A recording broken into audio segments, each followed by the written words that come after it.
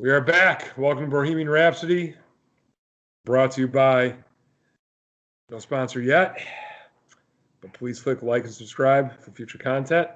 Tonight's episode, we're focused on 2020-2021 Bears season, which came to a conclusion today with a 21-9 defeat at the hands of New Orleans Saints. With me tonight is my beautiful older brother, Jeremy. Two-man show, one-on-one, man-on-man press coverage. Your thoughts, game, season, past season, in the future. I'll throw it to you first, and then we'll just do some tip drill back and forth. Where to start?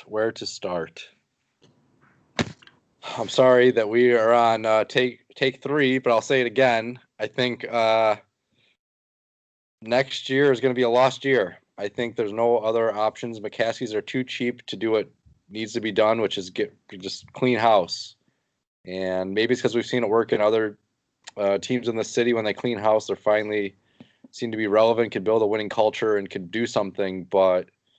And I know I'm not trying to be the idiot fan that just wants to fire everyone the minute you have a bad moment, but they've had 3 seasons now. You could argue they've regressed or at least not improved since that first year. They've been stagnant, if nothing else. There's been no growth. And this is the peak of what they can do, is they can be just good enough to make the playoffs. So if that's the bar, that's what you're looking for, then I guess good job. But I mean, that's not the goal in sports. You got to be good enough to be actually able to compete for a championship, which is not. The Cassies aren't going to fire ownership, so I think you bring back Nagy and Pace because that's what's going to happen. And you're not going to have a quarterback. All of our, quote, stars are going to get a year older. You don't really have anyone that's going to, what promise do we have to build around that's going to give us a chance to win next year? So I think you just tank and hope that you can draft some talent, start over with some fresh start, keep whatever players are worth keeping in 2022, and just go from there. I'll touch on a few of your points. The future I don't recall in my recent adult life a playoff team that has so many more questions than answers. Usually you see a playoff team that is either overachieved and they're a year ahead of their rebuild or whatever, or they have an aging quarterback they're clinging on for one last run. This team is just a mystery. And today's game is pretty much a beautiful picture of the micro size that is the Bears season. The Bears could have easily won this game. They just refused to win it. The Javon Wims drop we talked about, and rightfully so. Eddie, highest paid safety in football, Jackson, show me off sides. Khalil Mack, his 1 tackle, I believe. I should get the box score before I'm going off memory. How much is no, Khalil Mack had 2 tackles. Okay. Akeem Hicks had 6 tackles, supposedly. 3 solo, which is the same as Manti Te'o had. Eddie Jackson had 6 tackles, apparently, but how many missed tackles did he have? But again, this is we talk about it often. I text you and our brother Matthew all the time. Big-time players make big-time plays in big-time games. Your big-time players who are big-time paid are 52, 96, 39, and 23. None of them made a big-time play. And it's not on the defense only today. It's just the defensive game. They only gave up 21 points, but they were terrible on 3rd downs. And then they would do self-inflicted wounds, pass interferences, jumping off sides. And what I think the irritation level with me is talking shit to the Saints players when you haven't stopped them all day.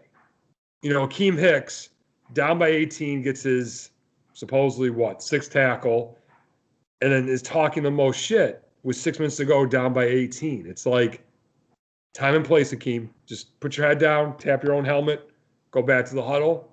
And then I'm seeing numbers out there, Jeremy, 43-93. I would say they're serving hot dogs, but ain't no employees at Soldier Field. And I know they were thin on defense, so it's a confusing game, but it sums up the team well. It's one step forward, two steps back. And I don't know if you feel the same way. If you would have told me at 3:30, 10 minutes before kickoff today, that the Bears will have 0 turnovers, so 0 Mitch turnovers, they'll create a turnover, the defense will only go 21 points. What do you think's going to happen? I would have bet my house the Bears win 24-21 or lose 21-20. I mean, 21-9, it was 21-3. Let's take away the 99-yard tutty to Jimmy Graham to end the game. And to me, the discipline was so obvious, which is a reflection on Nagy. He's a bridesmaid. He's not a bride. This team lacks so much discipline. And to your point, I'll throw it back to you. We can talk about future. 3 years of Nagy, lost against the Eagles in 18 in the wild card. Last year, win to stay in the playoff hunt against the Packers, lost. Last week, win and you're in the playoffs, must-win game, lost. And today, lost. So you can kind of get the argument, like in the must-win games, a sudden death atmosphere, he's 0-4. In the playoff games, the Bears lost, 16-15 against the Eagles in 18, correct? So in 2 playoff games, in 8 quarters of football, the genius that is Matt Nagy has scored 18 points. Yeah, I mean, so we could touch on offense, defense, kind of break it down.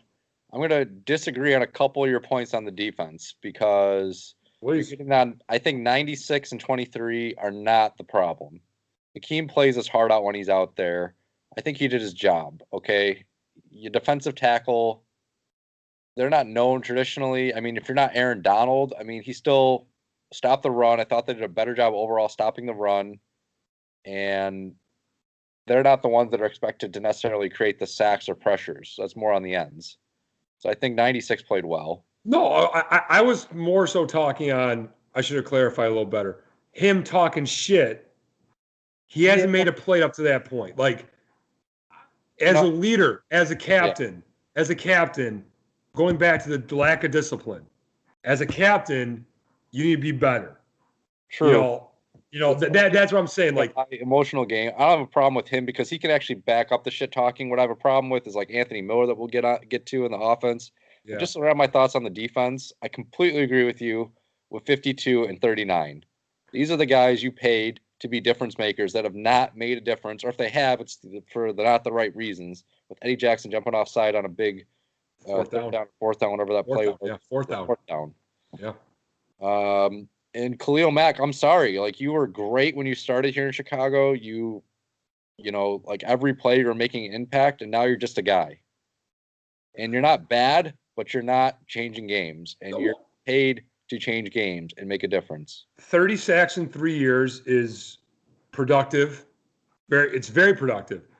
This is a game where you're down Roquan Smith, you're down Jalen Johnson, you're down Buster Screen. As much as I dislike Buster Screen, still your third corner. Where if you're the coaching staff, you have 52 stay back at the end of the meeting and go, this is your game. This is where you on a national stage show I'm good enough to win one game while I'm missing supporting cast. And he was an absolute ghost today. Absolute ghost. And I think that's the problem with this. You've seen with this team for now 3 years. When the spotlight's on, this team crumbles. Besides the first half of the Packers game in 2018. Besides 2 quarters of one game, the first game. But they lost that game. That doesn't count. Well, the first half, Jeremy. Come on. No, you don't get football's not. You don't get. I'm with you. First half. I'm just saying the only time on a national stage they've really showed up and dominated, and I don't mean a beating the Rams 13-3, beating the Vikings both in 18 as well, beating the Vikings 17-7. I'm talking a game where they dominated. You're right. I'm agreeing with you. The only thing you have is one half of football, the first half ever of Nagy coaching. Yep. So again, but I would argue even then, like even that Rams game, it was fun back then. They had that trick play, and they had a special season. But even then, I'm talking about like when the pressure's on, like when we are Chicago fans. To me, you think of Jordan, in the playoffs, something like that. In big games, you knew that Jordan was going to come through. That's what he defined his career on. The Hawks. Well, I mean, Taves and Kane came through in big games. Let's keep it with the same team though. Like, I rewatched this morning the 06-07 NFC Championship game against the Saints, where besides one play to Reggie Bush, the defense showed up to play in the NFC Championship. Like, we expected the defense to show up. They showed up for basically everything except for the second half of the Super Bowl against the Colts. Like, you're correct that today's loss is not just on the defense. It's more on the offense. To me, it's on the whole organization, because you hired the GM who hired the coach who's drafted these players who do not perform as a unit in a big game, where discipline is just thrown out the window. I cannot recall a Bears team that had, Trustman years, right? I mean, even John Fox's teams had more discipline than this. I thought the first half, the Bears played good enough to keep it interesting, and I was fine. I was even fine with Nagy playing super conservative at the end of the first half. He created a great play design to hit Javon Wims wide open. You can't blame that first half. They had a good game plan. The defense showed up. They limited the Saints. The offense had an opportunity. They could have been up at half. They knew they were getting ball in the second half. They didn't want to do something stupid. I'm fine with them playing conservative in the first half. In the second half, the Saints scored 3 times. With house money in the second half. You've kept it close with the Saints. The Saints scored 3 times. And this is, but again, Nagy was brought in to be an offensive genius. A huge disconnect between him and Mitch. I don't know what it is. Nagy doesn't trust him. It's like, but the best quarterback on the team. So again, Mitch is not the answer, but he's not just the problem. Nagy's more the problem. If the whole argument is Nagy needs an all-pro quarterback to win, he wasn't brought here because we had an all-pro quarterback. He knew who Mitch was. He was coaching Patrick Mahomes as an OC in Kansas City. So I don't want to hear like Mitch is more the problem, Nagy can coach. Nagy cannot coach. If you go back to 2018, every one of their losses was by one possession. So that coin is 2 sides. They were in every game.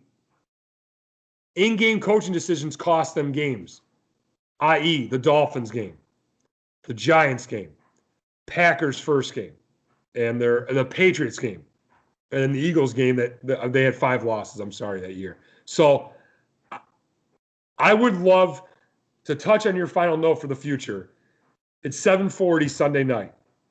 I would love if 13 hours and 20 minutes from now, press conference, roll out Virginia McCaskey's corpse, have her mutter these words: Ted Phillips has been let go, relieved his duties. Ryan Pace relieved his duties. Matt Nagy's been relieved his duties, and we have decided to not bring back Javon Wims and Anthony Miller, because you touched on it. We'll get to it now. Anthony Miller's Bear career can be summed up in 2 games against the Saints. Last year, and I've never seen this before in my entire 33 years of watching football. Well, probably 20 I can remember. Last year against the Saints, he pulled off a miracle play. On the same play, he had a drop pass that led to an interception that he was called for offensive pass interference on, that he talked shit and possibly flashed gang signs after the play. I have never seen that, where a receiver offensive pass interference, then dropped the ball, which led to an interception, then talked shit after the play.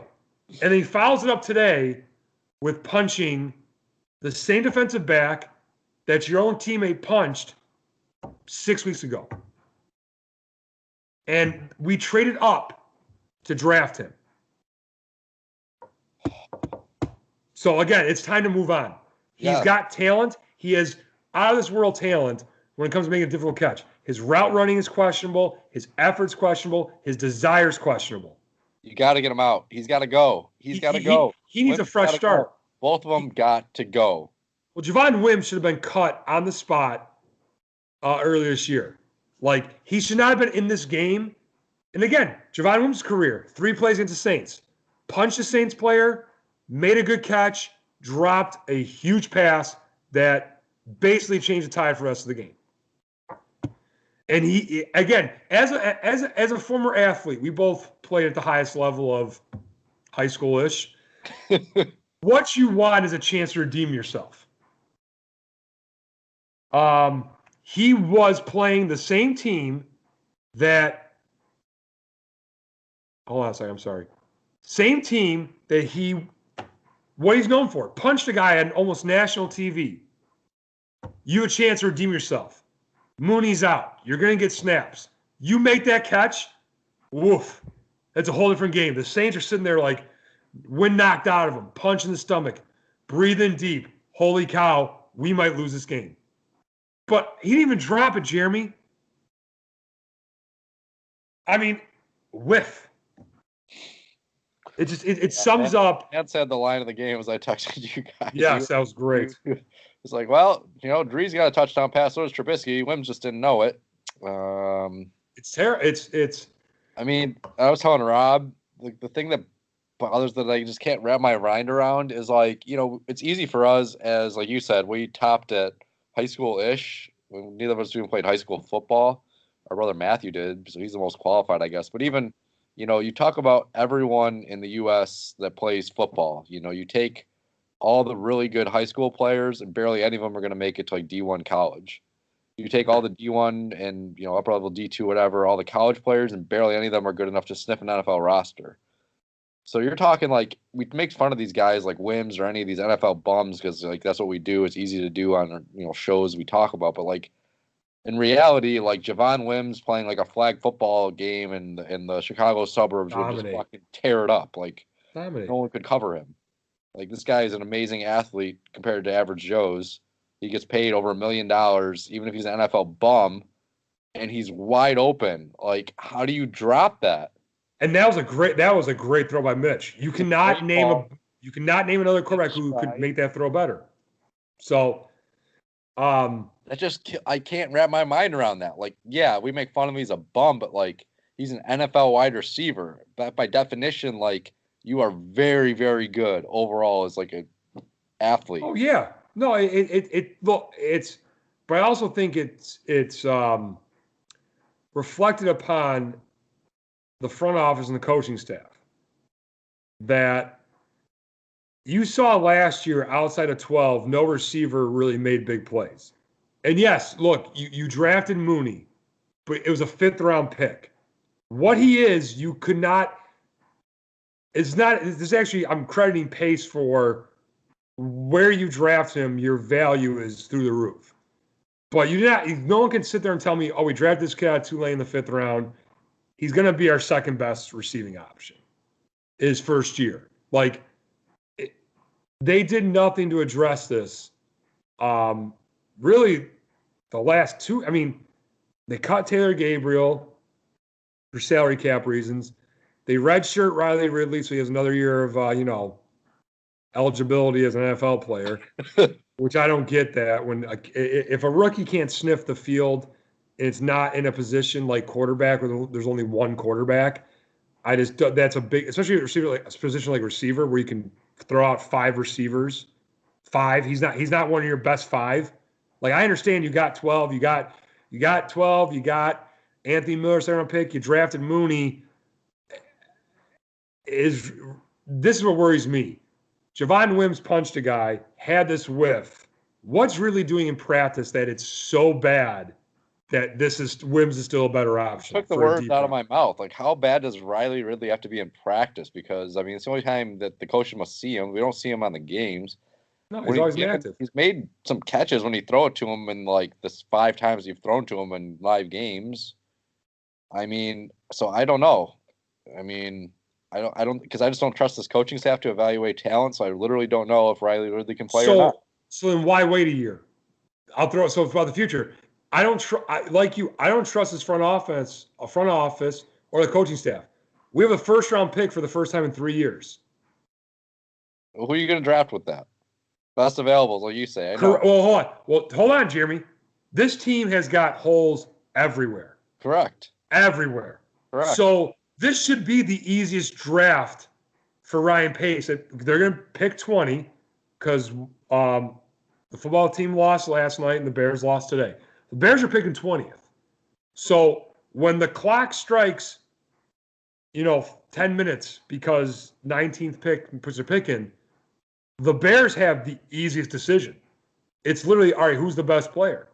If it's a linebacker, D lineman, corner, safety, receiver, offensive lineman, quarterback, just not running back, then draft him.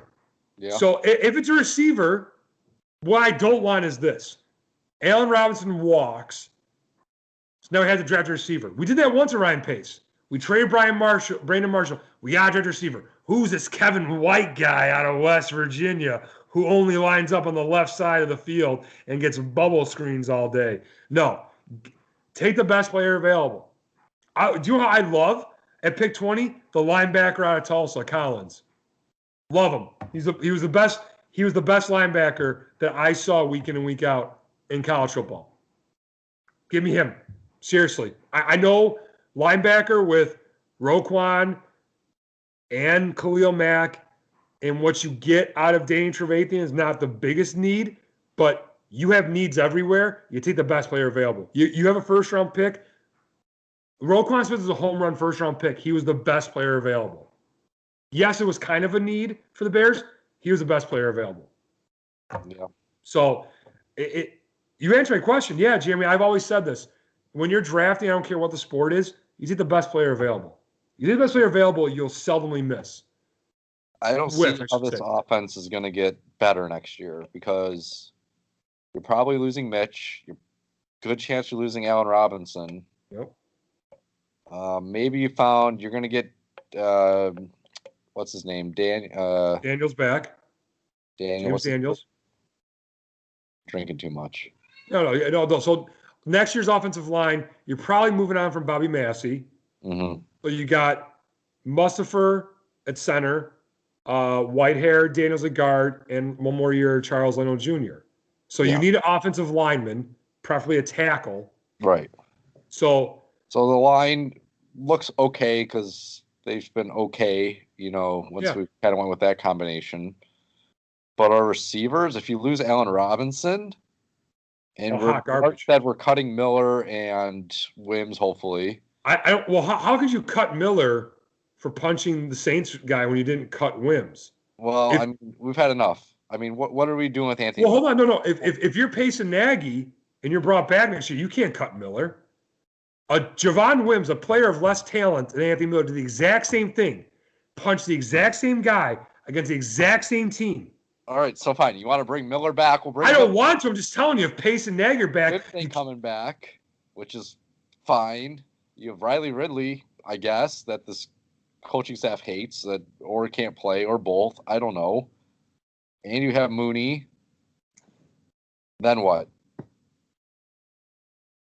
What are we doing at wide receiver? Just drafting some more, I guess, and hoping? Have to. Well, Jerry, you take the best player available. If it's the most important position on the field that we can get to, quarterback. Nick Foles. Hey, first off, the quarterback. Ryan Pace traded a fourth rounder for Nick Foles in that contract. You got to play him. I don't want to see him out there. He's retired. Foles at age 31, 32. Well, he's really like age 57. The way he sounds and throws. That's what. So we got Nick Foles, who even if he's like average, will probably get hurt week 4 because that's what he does. He can't. He's a relief pitcher in baseball. So we got him as a quarterback in football. Is Tyler Brace going to be on the team? I guess. I don't think anyone else wants him. Well, okay. So we'll finish it with the Bears on this. What are we doing? Do you want them? All right, I'll give you 3 choices. Bring back Mitch, Matt Ryan, or Jimmy Garoppolo. Nagy's your coach.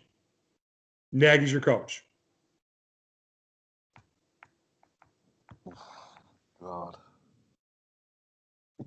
I don't think any of them are possible. Well, I'm just saying those. I can see the Niners moving on. So here's the thing. I can see the Niners moving on for Jimmy Garoppolo for Matt Ryan. Okay. Well, Kyle Shanahan is reunited with the guy he made an MVP with his offense. Okay. So that's what I'm saying. Like, would you take Jimmy Garoppolo? with Matt Nagy. Is that what you have to do? Trade for him? Because he's not free? I don't know. Well, no. All his guaranteed money is gone. Most of it's gone. So the Niners can cut him and not eat a whole bunch. So he might be a free agent. So you'd have to sign Garoppolo. Hopefully you'd take a cheap deal because no one else can offer him more.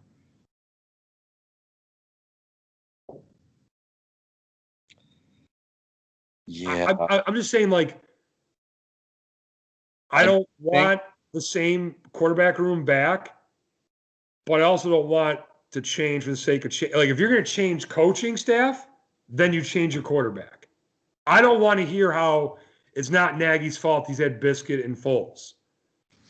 Like, to me, the best case scenario, if, speaking, this is not going to happen for financial reasons, I bring Mitch back with a different coaching staff. I think that'd be the best case scenario to win football games. Why don't you trade for Watson? Trade for who? Deshaun Watson. He wants out. Does he? Offer him Anthony Miller, Javon Wims, and Bobby Massey in a 4th-round pick. Oh, wait. Bill O'Brien's not there anymore. How many first-round picks would that take? Well, he's demanding a trade. So it probably would cost you 1 this year, or 1 next year, and a 3. Yeah. Yeah, you would.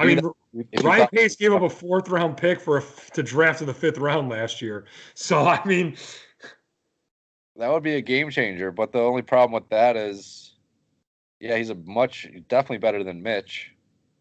But do you really trust Nagy's system with these players? No, I think Pace and Nagy are the problem. That's why I think this is a bigger problem too.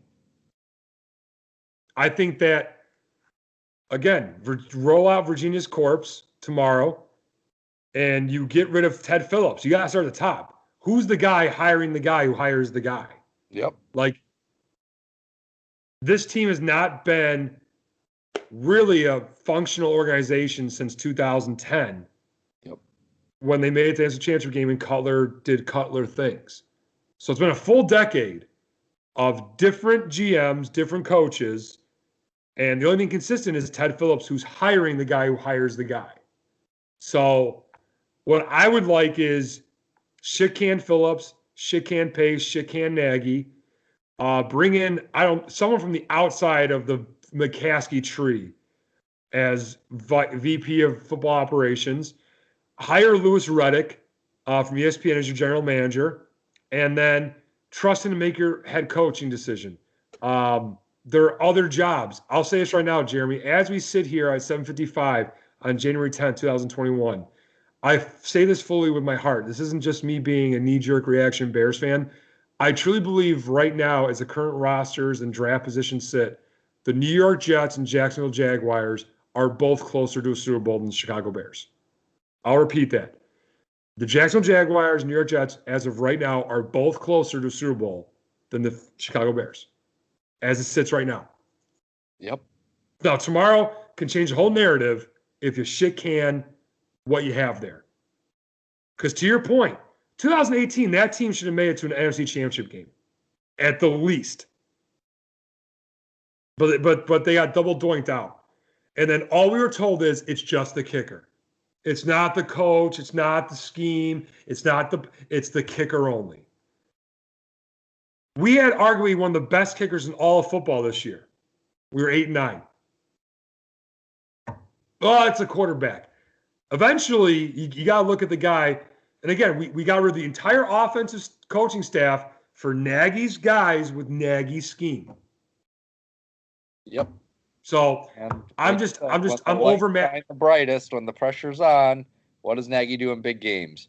Fucking 9 points, which is basically 3 with one fucking garbage time touchdown for Jimmy Graham's corpse to walk out of fucking New Orleans where he started his career and rise into the fucking sun. Cole Kmet can be a good, above average to good tight end in this league. Absolutely. Dave Montgomery can be a top 5 running back in this league. I'm sorry? You have pieces. There's very little pieces, but Cassidy's not going to get rid of them. So you just tank, you get more pieces, then you get people that actually know what they're doing. But here's the thing, though. Can you openly tank with a coach who knows who's coaching for his next job? Well, here's a little secret. You just let Nagy be Nagy. And then And you're but not going to win too I many still games. think the Lions are going to Lions, and Kirk Cousins will give you a win. So the Bears will still Nagy will slither his way. There's still enough talent on this team to get you to 7-9. See, you and I are in the same. You were agreeing here, JJ. I don't think so. If really, okay. I think that there's with Foles' corpse slinging it with Nagy's system with this defense not doing anything. I don't think so. Okay. Agree to disagree on that. Final thoughts. We can talk about you talk about Bears, whatever you want. Final thought for this episode.